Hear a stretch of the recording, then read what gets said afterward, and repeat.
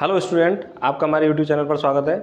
दोस्तों, आज हम आरपीएससी फर्स्ट ग्रेड के बायोलॉजी के एक नए टॉपिक के बारे में बात करेंगे, जिसका नाम है नियंत्रण एवं समन्वय। तो देखिए, इस नियंत्रण एवं समन्वय में हमें क्या क्या पढ़ना है, पहले तो हमें ये समझना है।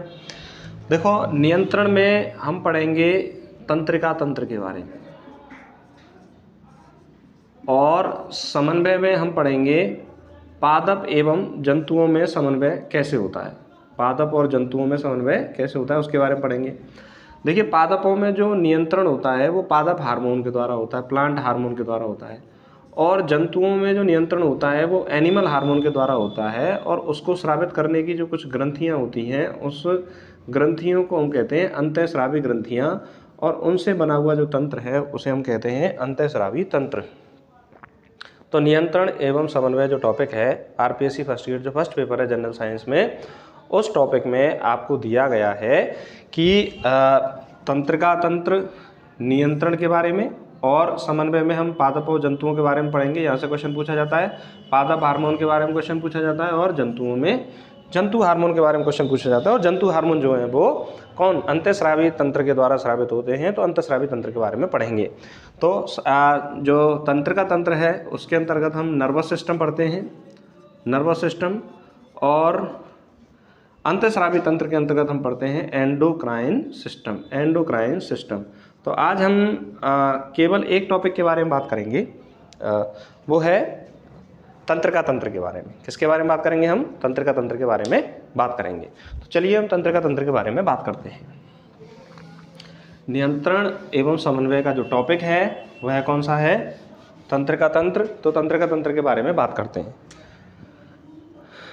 तंत्रिका तंत्र, देखिए, मानव में नर्वस सिस्टम की जो तंत्रिका तंत्र की जो इकाई है, इसकी इकाई होती है न्यूरॉन। न्यूरॉन तंत्रिका तंत्र की इकाई होती है। और तंत्रिका तंत्र का जो केंद्र बिंदु होता है, मुख्य भाग होता है, मुख्य भाग वह होता है मस्तिष्क।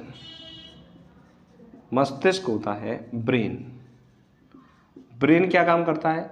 ब्रेन शरीर की आदेश एवं नियंत्रण इकाई है। क्या है? ब्रेन शरीर की आदेश एवं नियंत्रण इकाई है। यानी हमारे शरीर में कौन कौन सी क्रियाएं किस तरह से घटित होनी है, और कौन कौन से क्रियाकलाप होने हैं, उन सभी पर नियंत्रण करने का कार्य कौन करता है? मस्तिष्क करता है, ब्रेन करता है। तो ब्रेन शरीर की आदेश एवं नियंत्रण इकाई है। तंत्रिका तंत्र का कार्य क्या होता है? तंत्रिका तंत्र का कार्य होता है नियंत्रण, समन्वय और याददाश्त। तंत्रिका तंत्र का कार्य क्या होता है? तंत्रिका तंत्र का कार्य होता है शरीर का नियंत्रण करना, शरीर को नियंत्रित बनाए रखता है। दूसरा, शरीर का समन्वय करना, यानी कि विभिन्न हार्मोन के साथ व्यवस्थित प्रक्रियाएं करना। और तीसरा, याददाश्त, यानी हमें कोई भी चीज़, मेमोरी का जो काम है वह कौन करता है? तंत्रिका तंत्र करता है। हमारे शरीर के अंदर मेमोरी का जो कार्य है वह कौन करता है? तंत्रिका तंत्र करता है। इसको हमें याद रखना है। अब हम बात करें कि तंत्रिका तंत्र की जो इकाई है वह क्या, कौन सी इकाई होती है? न्यूरॉन। न्यूरॉन की संरचना के बारे में बात करेंगे, और न्यूरॉन्स की संरचना में क्या क्या होता है इन सभी के बारे में बात करेंगे। लेकिन उससे पहले हम ये बात कर लेते हैं तंत्रिका तंत्र को कितने भागों में बांटा जा सकता है। तो तंत्रिका तंत्र को दो प्रमुख भागों में बांटा जाता है। तंत्रिका तंत्र की इकाई क्या है? न्यूरॉन है। इसका मुख्य भाग क्या है? मस्तिष्क है। मस्तिष्क क्या होता है? शरीर की आदेश एवं नियंत्रण इकाई होती है। और तंत्रिका तंत्र का कार्य क्या है? नियंत्रण करना, समन्वय करना, और याददाश्त का कार्य होता है तंत्रिका तंत्र का। लेंगे तंत्रिका तंत्र का जो वर्गीकरण है, विभाजन है, वो किस तरह से किया गया है। देखिए, तंत्रिका तंत्र को दो भागों में बांटा जाता है। एक है, देखिए, जो हमारा केंद्रीय अक्ष बनाता है उसे हम बोलते हैं केंद्रीय तंत्रिका तंत्र। केंद्रीय तंत्रिका तंत्र को बोलते हैं नर्वस सिस्टम, इसको कहेंगे सेंट्रल नर्वस सिस्टम। और जो हमारे जो केंद्रीय अक्ष है, जैसे हमारा सिर है और मेरुदंड है, उसके अलावा जो आसपास के जो तंत्र है, हमारे हाथ और पैरों की तरफ जो तंत्र है, उसे हम कहेंगे परिधीय तंत्रिका तंत्र। उसका नाम होगा परिधीय परिधीय नर्वस सिस्टम, परिधीय तंत्रिका तंत्र, पेरीफेरल नर्वस सिस्टम, पीएनएस इसको कहते हैं। अब देखिए केंद्रीय तंत्रिका तंत्र में मैंने अभी आपको बताया कि हमारा मस्तिष्क और मेरुदंड वाली जो संरचना है वो होती हैं। तो केंद्रीय तंत्रिका तंत्र को दो भागों में बांटा जाता है। एक हमारा आ जाता है इसके अंतर्गत मस्तिष्क, ब्रेन, और दूसरा आ जाता है मेरुरज्जु, दूसरा आ जाता है मेरुरज्जु, स्पाइनल कॉर्ड, स्पाइनल कॉर्ड। देखिए मस्तिष्क को मैंने अभी बताया, हमारे मस्तिष्क का जो मस्तिष्क है वो शरीर का नियंत्रण करता है, आदेश देता है किसी भी कार्य को करने के लिए। तो मस्तिष्क क्या है? आदेश एवं नियंत्रण इकाई है। मस्तिष्क क्या है? आदेश एवं नियंत्रण इकाई है। मस्तिष्क को तीन भागों में बांटा जाता है। अग्र मस्तिष्क, यानी मस्तिष्क हमारा जो है वह है तीन भागों से मिलकर बना होता है। अग्र मस्तिष्क, मध्य मस्तिष्क और पश्च मस्तिष्क। मस्तिष्क तीन भागों से मिलकर बना होता है। अग्र मस्तिष्क, मध्य मस्तिष्क और पश्च मस्तिष्क। इसको कहते हैं फोर ब्रेन, इसको कहते हैं मिड ब्रेन, और इसको कहा जाता है पश्च मस्तिष्क को हाइंड ब्रेन, हाइंड ब्रेन कहा जाता है। मेरुरज्जु जो होता है बहुत मोस्ट इंपॉर्टेंट है। मेरुरज्जु स्वयं प्रत्यावर्ती क्रियाओं का नियंत्रण करता है, प्रत्यावर्ती क्रियाओं का नियंत्रण करता है मेरुरज्जु के द्वारा, और ज़्यादातर जो चीज़ें हैं वो मस्तिष्क के द्वारा नियंत्रण की जाती हैं। तो मस्तिष्क हमारे शरीर का एक महत्वपूर्ण भाग बनाता है और मस्तिष्क जो है वो आदेश देता है और उसी के अनुसार कार्य करता है। जैसे मान लीजिए अब मैं पढ़ा रहा हूँ तो मेरे मस्तिष्क ने कार्य दिया होगा, आदेश दिया होगा कि आपको तंत्रिका तंत्र वाला जो टॉपिक है वो पढ़ाना है। तो आदेश दिया, उसी के अनुसार कार्य कर रहा है, और कार्य करने के अनुसार ही, यानी हम कह सकते हैं कि आदेश भी देता है और उस पर कार्य पर नियंत्रण भी रखता है मस्तिष्क के, भाई कितना पढ़ाना है, कैसे पढ़ाना है हमें। तो वह हम कह सकते हैं मस्तिष्क क्या है? आदेश एवं नियंत्रण इकाई है। अब हम बात करें परिधीय तंत्रिका तंत्र, पेरीफेरल नर्वस सिस्टम को कितने भागों में बांटा जाता है? पेरीफेरल नर्वस सिस्टम को दो भागों में बांटा जाता है। एक है कायिक तंत्रिका तंत्र, कायिक तंत्रिका तंत्र, somatic nervous system, SNS somatic nervous system, और दूसरा होता है स्वायत्त तंत्रिका तंत्र, स्वायत्त तंत्रिका तंत्र, ऑटोनोमस नर्वस सिस्टम। ANS का मतलब होता है ऑटोनोमस नर्वस सिस्टम, PNS का मतलब पेरीफेरल नर्वस सिस्टम, SNS का मतलब होता है कायिक तंत्रिका तंत्र का मतलब होता है स्वायत्त तंत्रिका तंत्र। देखिए स्वायत्त तंत्रिका तंत्र वहाँ कार्य करता है जहाँ हमारी इच्छाएं काम नहीं करती। जैसे हमारे अगर हम बात करें आहार नाल में हमारे भोजन का पाचन किस तरीके से हो रहा है, तो वह कायिक तंत्रिका तंत्र कार्य कर रहा है। वहाँ पर कौन कार्य कर रहा है? कायिक तंत्रिका, जननांगों में जो जनन संरचनाएं हैं उनका निर्माण किस तरीके से हो रहा है, तो वहाँ पर कौन कार्य कर रहा है? कायिक तंत्रिका तंत्र कार्य कर रहा है। तो हमारे आहार नाल में जब भोजन का पाचन होता है हमें बिल्कुल नहीं पता होता, लेकिन उसका नियंत्रण कहीं ना कहीं हमारे मस्तिष्क यानी हमारे तंत्रिका तंत्र के द्वारा होता है। तो वह कौन नियंत्रित करता है? वह करता है कायिक तंत्रिका तंत्र। कायिक तंत्रिका तंत्र के बाद हम बात करते हैं स्वायत्त तंत्रिका तंत्र। ऐसा तंत्रिका तंत्र जिसमें मस्तिष्क के निर्णय लेने के लिए कोई भी स्थान नहीं होता, वह स्वयं ऑटोमेटिक निर्णय लेगा और शरीर को ऑटोमेटिक कार्य करवाता है। तो उस तंत्रिका तंत्र को हम बोलते हैं स्वायत्त तंत्रिका तंत्र, जिसको हम दो भागों में बांट सकते हैं। कितने भागों में बांट सकते हैं? दो भागों में बांट सकते हैं। एक है अनुकंपी स्वायत्त तंत्रिका तंत्र और दूसरा होता है परानुकंपी स्वायत्त तंत्रिका तंत्र, नर्वस सिस्टम। अनुकंपी नर्वस सिस्टम को हम बोलते हैं सिंपैथेटिक नर्वस सिस्टम। इसको SNS भी कहते हैं, ध्यान दीजिए। SNS है सोमैटिक नर्वस सिस्टम, ये कायिक तंत्रिका तंत्र को कहा जाता है, और सिंपैथेटिक नर्वस सिस्टम अनुकंपी तंत्रिका तंत्र को कहा जाता है। परानुकंपी तंत्रिका तंत्र को PNS कहते हैं, पैरासिम्पैथेटिक नर्वस सिस्टम। पैरासिम्पैथेटिक, देखिए ऊपर भी PNS है, इसका मतलब होता है पेरीफेरल नर्वस सिस्टम, और इस वाले जो नर्वस सिस्टम का मतलब होता है पैरासिम्पैथेटिक नर्वस सिस्टम। देखिए ये कब कार्य करता है, ध्यान दीजिए। जब मान लीजिए आपके सामने शेर आ जाए, शेर आ गया तो आपको क्या लगेगा? डर लगेगा। तो डर लगेगा तो उस समय सहानुभूति कार्य करती है। तो डर की स्थिति में आपके रोंगटे खड़े हो जाएंगे, पाचन आपका क्या हो जाएगा? कम हो जाएगा, पसीना निकलना शुरू हो जाएगा, रक्त दाब बढ़ जाएगा, रक्त की चाल बढ़ जाएगी। तो उस समय जो स्वायत्त तंत्रिका तंत्र काम करता है वह करता है अनुकंपी तंत्रिका तंत्र, सिंपैथेटिक नर्वस सिस्टम।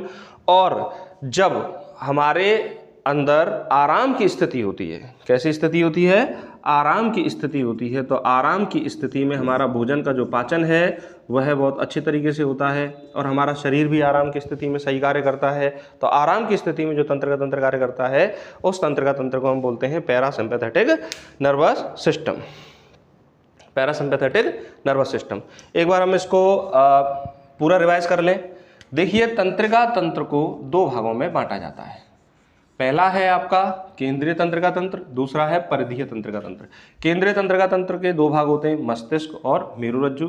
मस्तिष्क ही केवल नियंत्रण में रहता है और उसका कुछ पार्ट ही नियंत्रण में रहता है, बाकी सब हमारे जो है नियंत्रण से क्या है? बाहर है। लेकिन तंत्रिका तंत्र है जो हमारे शरीर को क्या करता है? नियंत्रित करता है। मस्तिष्क के तीन भाग होते हैं, अग्र मस्तिष्क, मध्य मस्तिष्क और पश्च मस्तिष्क, फोर ब्रेन, मिड ब्रेन और हाइंड ब्रेन। मेरुरज्जु प्रत्यावर्ती क्रियाओं का नियंत्रण करता है। परीक्षा की दृष्टि से बहुत ज्यादा मोस्ट इंपॉर्टेंट है कि प्रत्यावर्ती क्रियाओं का नियंत्रण कौन करता है? मेरुरज्जु करता है। परिधीय तंत्रिका तंत्र को दो भागों में बांटा जाता है, कायिक तंत्रिका तंत्र, स्वायत्त तंत्रिका तंत्र, सोमैटिक नर्वस सिस्टम और ऑटोनोमस नर्वस सिस्टम। कायिक तंत्रिका तंत्र उस स्थिति में कार्य करता है जहां पर पाचन की स्थिति होती है, जननांगों में जनन संरचनाओं का विकास होता है, तो उस समय कौन काम करता है? कायिक तंत्रिका तंत्र। फिर स्वायत्त तंत्रिका तंत्र को दो भागों में बांटा जाता है, सिंपैथेटिक नर्वस सिस्टम, अनुकंपी तंत्रिका तंत्र जो डर की स्थिति में कार्य करता है, और परानुकंपी तंत्रिका तंत्र जो आराम की स्थिति में काम करता है। उस समय रक्तदाब बढ़ा हुआ नहीं रहता, भोजन का पाचन अच्छे से होता है, मन प्रसन्न रहता है, तनाव नहीं रहता। ये सारी स्थितियां आराम की स्थिति में होती हैं और उस समय जो तंत्रिका तंत्र कार्य करता है वो कौन सा करता है? परानुकंपी तंत्रिका तंत्र। चलिए, अब हम बात करते हैं मस्तिष्क का आदेश एवं नियंत्रण इकाई होती है। इसके बाद हम बात करते हैं कि तंत्रिका तंत्र में न्यूरॉन की संरचना कैसी होती है और उस संरचना में क्या क्या चीजें भाग लेती हैं, कौन सा पदार्थ है जो मतलब सूचनाओं का आदान प्रदान एक न्यूरॉन से दूसरे न्यूरॉन करता है। तो अब हम बात करेंगे न्यूरॉन की संरचना। न्यूरॉन की संरचना देखिए, न्यूरॉन की संरचना में दो भाग होते हैं, एक कोशिकीय भाग जहां पर न्यूरॉन की कोशिकीय संरचना पाई जाती है और उस कोशिकीय भाग को कहा जाता है साइटोन, और दूसरा जहां पर रासायनिक पदार्थों की पुटिकाएं होती हैं उस भाग को कहा जाता है एक्सॉन। क्या बोलते हैं हम? एक्सॉन। तो देखिए, इस भाग में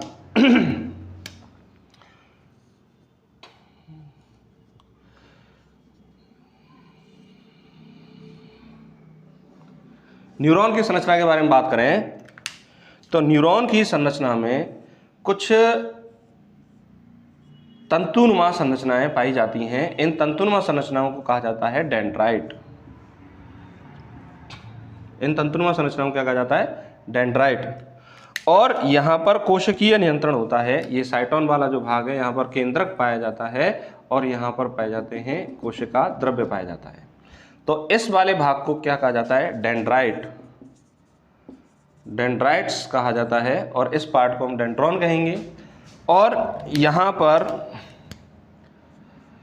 एक आवरण पाया जाता है न्यूरॉन के लंबे भाग में और इस आवरण को कहा जाता है माइलिन आच्छद। इस आवरण को कहा जाता है माइलिन आच्छद। इस माइलिन आच्छद में कोशिकीय संरचना पाई जाती है और उस कोशिकीय संरचना को कहा जाता है स्वान सेल, स्वान कोशिका। स्वान कोशिका मोस्ट इंपॉर्टेंट है। देखो पेपर में प्रश्न आएगा। देखो जनरल साइंस की बात है, ज्यादा डीप तो वो पूछेगा नहीं, लेकिन वो प्रश्न पूछेगा स्वान कोशिका किसमें पाई जाती है। तो स्वान कोशिका मिलती है न्यूरॉन में। किसमें मिलती है? न्यूरॉन में। और यहाँ पर ये जो गैप है ये एक नोड है, और इस नोड को कहा जाता है रेनवियर के नोड। क्या बोला जाता है इसको? रेनवियर के नोड। तो ये दूसरा इंपॉर्टेंट क्वेश्चन है जो परीक्षाओं में पूछा जाता है कि रेनवियर के नोड कहाँ मिलते हैं। तो रेनवियर के नोड भी कहाँ मिलते हैं? कहाँ मिलते हैं? न्यूरॉन में। ठीक, अगर हम बात करें ये पुटकीय संरचना है, इन पुटकीय संरचनाओं में रासायनिक पदार्थ भरा होता है, उस रासायनिक पदार्थ को कहते हैं एसिटाइल कोलिन। क्या बोलते हैं? Acetyl choline. एसिटाइल कोलिन ये रासायनिक पदार्थ भरा होता है, और यही रासायनिक पदार्थ एक न्यूरॉन से दूसरे न्यूरॉन जाता है, और इनको कहा जाता है सिनेप्टोनीमल वेसिकल सिनेप्टोनीमल पुटिका, सिनेप्टोनीमल पुटिका कहा जाता है, जहां से रासायनिक पदार्थ एक न्यूरॉन से दूसरे न्यूरॉन जाता है। इस वाले भाग को कहा जाता है, न्यूरॉन के इस वाले भाग को कहा जाता है डेंड्रॉन, जहां पर डेंड्राइट होते हैं, साइटोन वाला पार्ट होता है, और जहां पर रेनवियर के नोड और पुटिकाओं तक की जो संरचना होती है इस भाग को कहा जाता है एक्सॉन। क्या कहा जाता है? एक्सॉन। तो आप देख सकते हो कि न्यूरॉन के दो पार्ट हैं, एक पार्ट हो गया डेंड्रॉन और दूसरा पार्ट हो गया एक्सॉन। अब जरा ध्यान दीजिए कि एक न्यूरॉन का एक्सॉन और दूसरे न्यूरॉन का डेंड्रॉन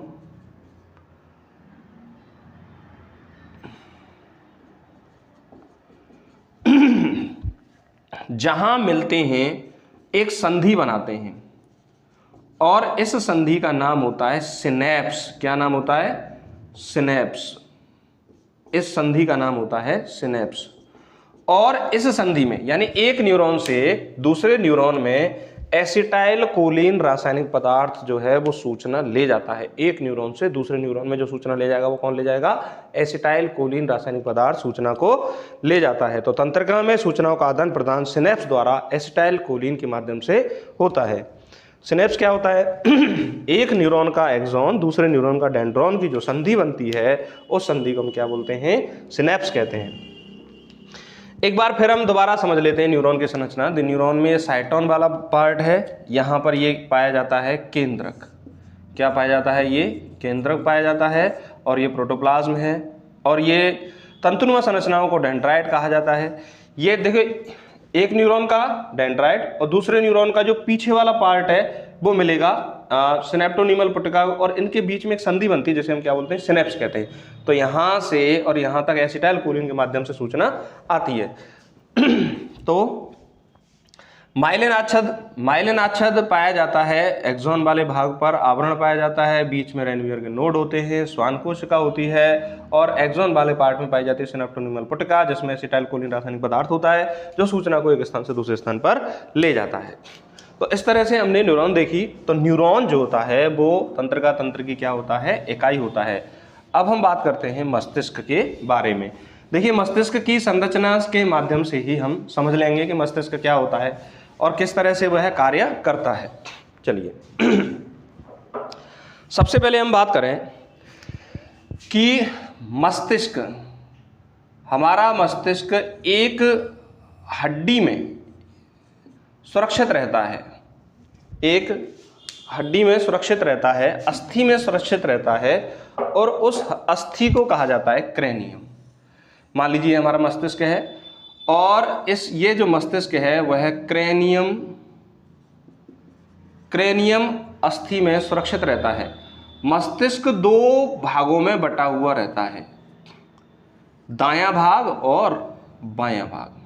ब्रेन हमारा, जैसे हमारा ब्रेन है तो ब्रेन एक साथ नहीं है। ब्रेन क्या है? ब्रेन दो भागों में बटा हुआ होता है। यहाँ से बिल्कुल आधा हम कह सकते हैं, आधा भाग, और यहाँ से आधा भाग। तो मस्तिष्क दो भागों में बटा हुआ रहता है, तो उसे हम क्या कहेंगे? दायां मस्तिष्क और बायां मस्तिष्क। इन दोनों मस्तिष्क को जोड़ने वाली जो संरचना होती है, ध्यान देना, इन दोनों मस्तिष्क को जोड़ने वाली जो संरचना होती है, इस संरचना का नाम होता है कार्पस कैलोसम। इस संरचना का नाम क्या होता है? कार्पस कैलोसम इस संरचना का नाम होता है।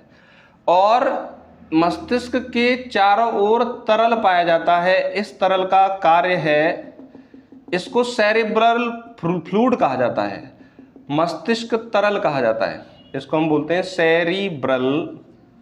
सेरिब्रल फ्लूइड, मस्तिष्क तरल। देखिए मस्तिष्क तरल के बारे में प्रश्न पूछा जाता है कि मस्तिष्क जो है वो किस तरह से कार्य करता है, या सेरिब्रल जो तरल है वो क्या कार्य करता है। तो मस्तिष्क की बाहरी आघातों से सुरक्षा करना। सेरिब्रल फ्लूइड क्या काम करता है? मस्तिष्क की बाहरी आघातों से क्या करना? सुरक्षा करना। अब जो ये क्रेनियम जो अस्थि है, यानी मस्तिष्क जो है, मस्तिष्क तीन झिल्लियों से, कितनी झिल्लियों से? 3 झिल्लियों से घिरा रहता है। 3 झिल्लियों का क्रम क्या होता है? DAP, ड्यूरा मैटर, एरेक्नॉइड और पाया मैटर। ड्यूरा मैटर, एरेक्नॉइड और पाया मैटर, इन 3 झिल्लियों से ये घिरा रहता है। सबसे बाहरी झिल्ली होती है ड्यूरा मैटर और सबसे आंतरिक झिल्ली होती है पाया मैटर। अगर हम मस्तिष्क यानी हमारे शरीर में मानव के शरीर में 12 जोड़ी कपाल तंत्रिका होती हैं। कितनी जोड़ी कपाल तंत्रिका होती हैं? 12 जोड़ी कपाल तंत्रिका होती हैं। और हमारे शरीर में 31 जोड़ी मेरु तंत्रिकाएं होती हैं। मेरु तंत्रिकाएं जो मेरु रज्जु से जुड़ी रहती हैं, 31 जोड़ी मेरु तंत्रिका होती हैं और 12 जोड़ी क्या होती हैं? कपाल तंत्रिका होती हैं। तो मस्तिष्क जो है वो दायां मस्तिष्क और बायां मस्तिष्क भागों में बटा रहता है। इन दोनों को जोड़ने वाली जो संरचना होती है कार्पस कैलोसम होती है। जिस हड्डी में हमारा मस्तिष्क सुरक्षित है उसे हम क्या कहते हैं? क्रेनियम कहते हैं। और ये जो तरल है मस्तिष्क को बाहरी आघातों से क्या करता है? सुरक्षा करता है। तो मस्तिष्क जो तरल है वह बाहरी आघातों से क्या करेगा? सुरक्षा करेगा। देखिए कई बार एक बीमारी के नाम के बारे में कहा जाता है मेनिंजाइटिस। क्या कहा जाता है? मेनिंजाइटिस। या ब्रेन फीवर के बारे में हम बात करते हैं तो उसमें क्या होता है कि जो मस्तिष्क की मैंने 3 झिल्लियां बताई थी, ड्यूरा मैटर, एरेक्नॉइड और पाया मैटर, इन झिल्लियों में क्या आ जाती है? सूजन आ जाती है। तो इस बीमारी को हम क्या बोलते हैं? मेनिंजाइटिस बीमारी कहते हैं। अब हम ब्रेन की संरचना के बारे में बात करें। देखिए ब्रेन कुछ इस तरह से होता है। मैं कोशिश करूंगा कि लगभग उस संरचना को बना दिया जाए जिस तरह से ब्रेन की संरचना होती है। ब्रेन की संरचना में कुछ इस तरह से पार्ट होते हैं। सबसे बड़ा जो भाग होता है, सबसे बड़ा भाग कहलाता है, अग्र मस्तिष्क का हिस्सा होता है सबसे बड़ा भाग। इस भाग को कहा जाता है प्रमस्तिष्क, सेरिब्रम। देखिए दोनों नामों से पेपर में आता है। प्रमस्तिष्क के बाद वाली जो संरचना होती है जो मस्तिष्क को जोड़े रखती है, इस संरचना को कहा जाता है कार्पस कैलोसम।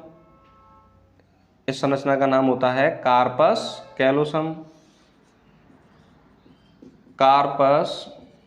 कैलोसम जो मस्तिष्क को जोड़े रखती है। कार्पस कैलोसम के नीचे पाया जाता है थैलेमस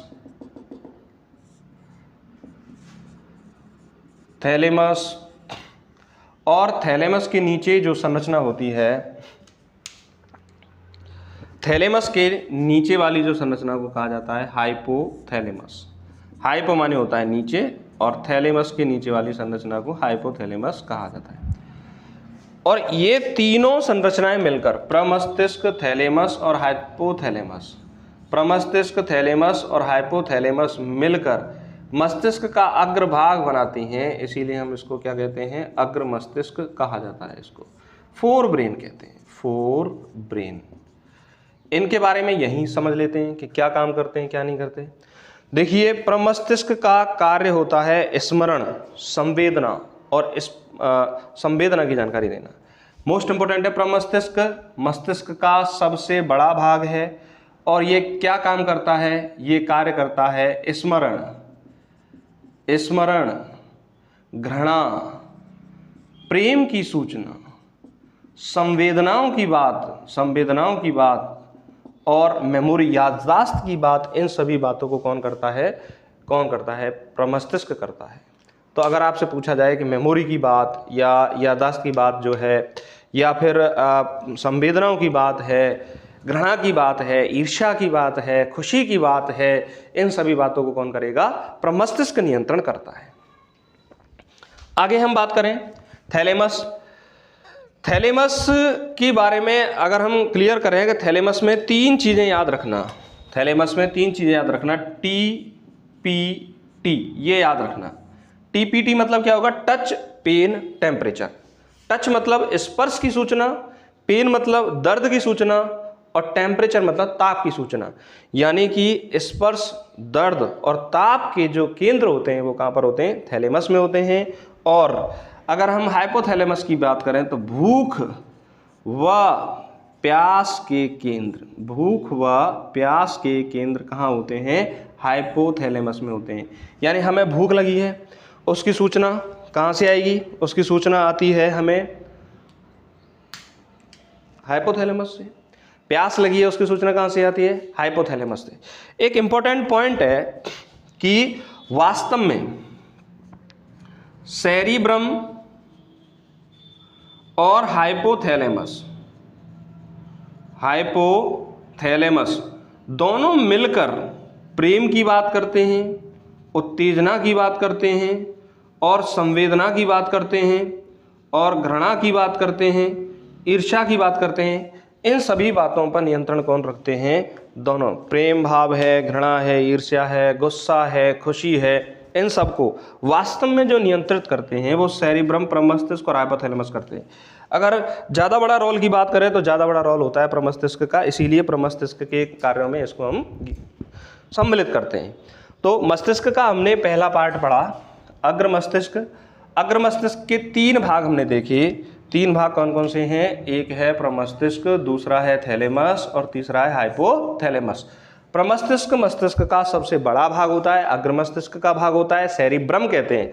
पेपर में सेरिब्रम आएगा, नाम कौन सा आएगा? पेपर में सेरिब्रम आएगा, जो स्मरण की बात करता है। हाइपोथैलेमस के साथ मिलकर प्रेम, घृणा, ईर्ष्या, उत्तेजना, खुशी, गुस्सा, इन सब की कार्यों को क्या करता है? वो नियंत्रित करता है।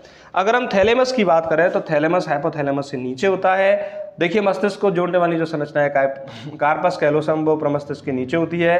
कार्पस कैलोसम देखिए ये वाली संरचना क्या है? कार्पस कैलोसम, जो प्रमस्तिष्क के नीचे होती है। और thalamus touch, pain, temperature. Touch मतलब स्पर्श, दर्द और ताप की सूचना देता है। हाइपोथैलेमस भूख व प्यास के केंद्र पाए जाते हैं। अब हम बात करते हैं मस्तिष्क के दूसरे भाग में, मध्य मस्तिष्क के बारे में। देखिए मध्य मस्तिष्क में 4 गोले जैसी संरचनाएं पाई जाती हैं। इन गोले जैसी संरचनाओं को कहा जाता है कार्पोरा क्वाड्रिजेमिना। क्या नाम दिया जाता है इनको? Corpora quadrigemina.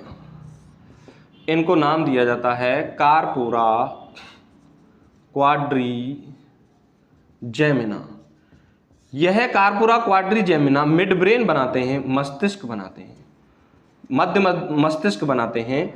और मध्य मस्तिष्क में सुनने व देखने संबंधी केंद्र होते हैं। देखने व सुनने का कार्य यदि कोई करता है तो वह करता है मध्य मस्तिष्क करता है। सुनने व देखने संबंधी जो कार्य हैं वह कौन करते हैं? वह करता है हमारा मध्य मस्तिष्क करता है, जिसे हम मिड ब्रेन कहते हैं। और सबसे जो छोटा जो भाग है वह है मध्य मस्तिष्क का पिछला जो हिस्सा है। देखिए मान लीजिए हमारा ये हमारा अग्र मस्तिष्क हो गया, तो पीछे की तरफ जो दिमाग है, जैसे छोटा दिमाग कह रहे हैं हम, उस छोटे दिमाग को कहा जाता है अनुमस्तिष्क। अनुमस्तिष्क कहा जाता है सेरिबेलम। और उसके पास जो भाग होता है वह भाग होता है मेडुला ऑब्लोंगेटा। ये वाला जो हिस्सा होता है वह होता है मेडुला ऑब्लोंगेटा। और आगे की तरफ जो हिस्सा है, ये वाला जो भाग है, इस भाग को कहा जाता है पोन्स वेरोलाई। पोन्स क्षेत्र हम इसको कहते हैं। इन तीनों भागों से मिलकर बना होता है पश्च मस्तिष्क। हाइंड ब्रेन हम इसको कहते हैं, हाइंड ब्रेन। जरा ध्यान दो, मस्तिष्क की संरचना में तीनों पार्ट हमने देखे। पहला हमने देखा अग्र मस्तिष्क, दूसरा हमने देखा मध्य मस्तिष्क, और तीसरा हमने देखा पश्च मस्तिष्क। अग्र मस्तिष्क 3 भागों से मिलकर बना होता है, सेरिब्रम, थैलेमस और हाइपोथैलेमस। और मध्य मस्तिष्क कार्पोरा क्वाड्रिजेमिना से मिलकर बना होता है। और पश्च मस्तिष्क सेरिबेलम, मेडुला ऑब्लोंगेटा और पोंस क्षेत्र से मिलकर बना होता है पश्च मस्तिष्क। देखिए देखने व सुनने संबंधी जो कार्य होते हैं वो किसमें होते हैं? देखने व सुनने संबंधी जो कार्य होते हैं वह होते हैं हमारे मध्य मस्तिष्क में। किसमें होते हैं? देखने व सुनने संबंधी कार्य क्या होते हैं? मध्य मस्तिष्क में होते हैं। अब इंपॉर्टेंट बात जो जहां से क्वेश्चन पूछा जाता है, देखिए सेरिब्रम और सेरिबेलम दोनों अलग अलग हैं। सेरिब्रम को हम प्रमस्तिष्क कह रहे हैं और सेरिबेलम को हम क्या कह रहे हैं? अनुमस्तिष्क। अनुमस्तिष्क क्या कार्य करता है? सबसे ज्यादा पेपर में पूछा जाता है।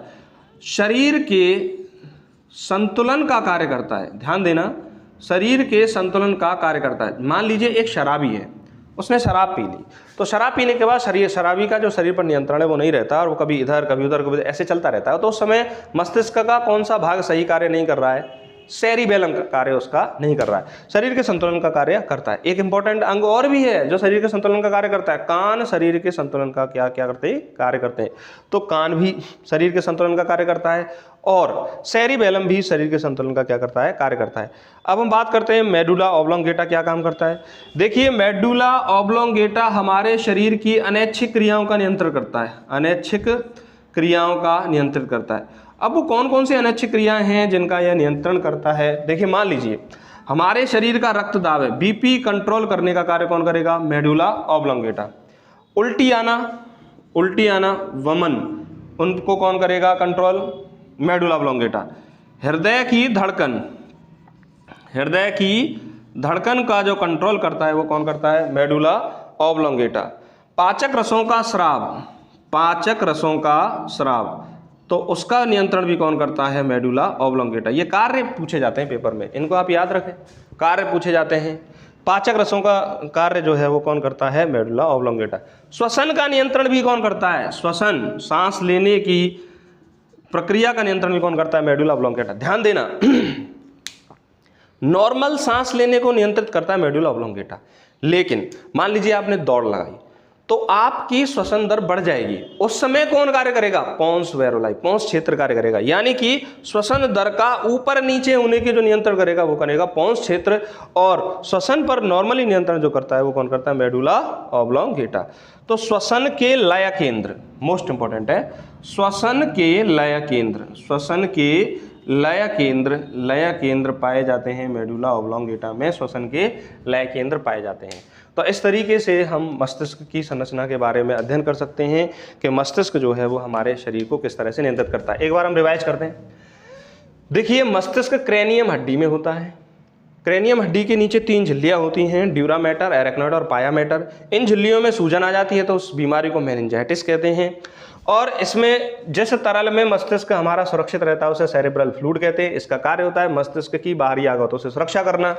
और यदि हम बात करें मध्य मस्तिष्क के 2 भागों में बटा होता है, दायां भाग बायां भाग। इन दोनों भागों को जोड़ने वाली संरचना होती है कार्पस कैलोसम होती है। मस्तिष्क 3 भागों से मिलकर बना होता है, अग्र मस्तिष्क, मध्य मस्तिष्क और पश्च मस्तिष्क।